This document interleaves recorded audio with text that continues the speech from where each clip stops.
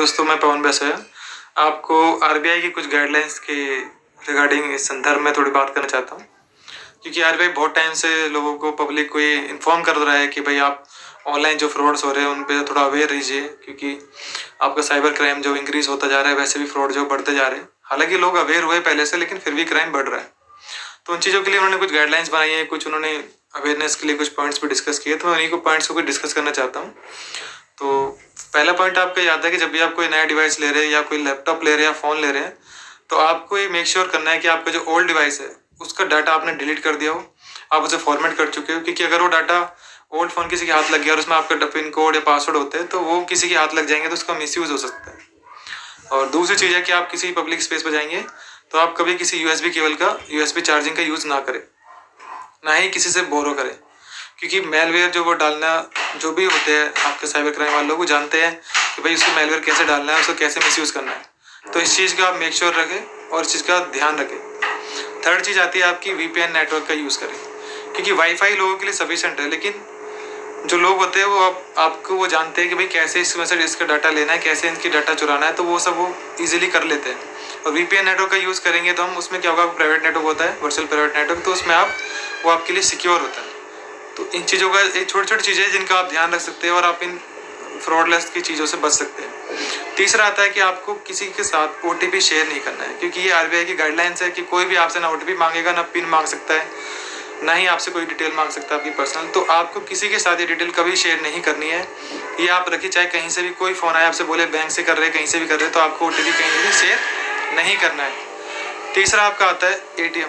जब भी आप एटीएम जाए तो आप मेक श्योर रहे कि आप एटीएम में कोई भी आप पिन डाल रहे हैं, कोई डाल रहे हैं, तो आपके आसपास कोई ना हो। और आपके आसपास अगर आपको लगता है कोई है, तो आपको पिन इस तरह डालना है कि कोई आपका पिन देख ना सके।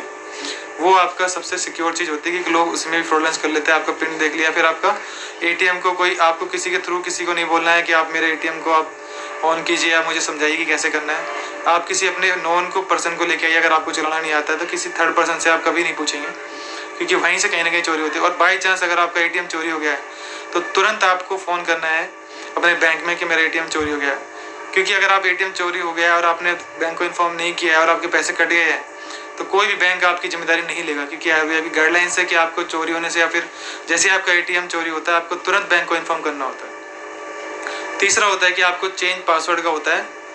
आप प्योर, मतलब टाइम टू टाइम आपको क्या करना है कि आप अपना पासवर्ड जो वो चेंज करते रहिए, जिससे कि आपको पिन और पासवर्ड को चेंज करते रहिए टाइम टू टाइम।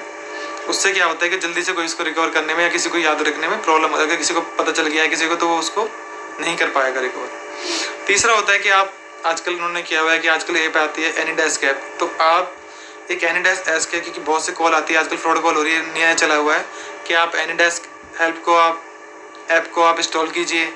और इस तरह की बहुत सी ऐप्स है कि इनको इंस्टॉल कीजिए और आपका वो डाटा आपको कहीं ना कहीं शेयर करने के लिए बोलेगा, तो उसमें आपका डाटा चुरा सकता है। आपका पिन, पासवर्ड, जो भी आपकी स्क्रीन पे चल रहा होगा वो सब चुराया जा सकता है। तो आप ऐसी कोई भी किसी के कहने से कोई अनऑथराइज ऐप को इंस्टॉल ना करें। हालांकि एनीडेस्क एक अच्छी ऐप है जिसका आप यूज़ कर सकते हैं, लेकिन मैं अदर ऐप्स की बात कर रहा हूँ जो अनऑथराइज ऐप्स है। और कोई इन चीज़ों को भी डाउनलोड करने के लिए बोले तो आप उनसे बचें। तो सिक्योरिटी आपके हाथ में दोस्तों, आपको इन चीज़ों का थोड़ा ध्यान रखना है और मेक श्योर कि ऐसी गलती दोबारा ना हो। और जो इन लोगों से हो गई है उनको आप ये पॉइंट दे सकते हो, इन वीडियो को शेयर कर सकते हैं। तो दोस्तों, आशा करता हूँ कि आपको ये वीडियो पसंद आई होगी। तो प्लीज़ इसे लाइक करें, सब्सक्राइब करें और बेल आइकन जरूर